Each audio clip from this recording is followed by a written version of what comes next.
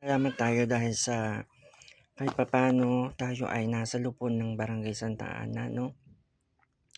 Hindi tayo nakakalimutan ng ating barangay captain na bigyan ng mga ganitong ano, ganitong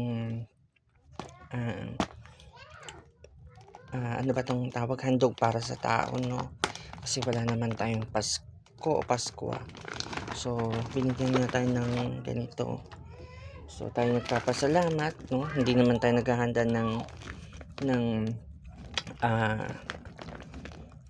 bagong taon ay ng Pasko. So, sa bagong taon natin siya ihahanda, 'no? So, ano.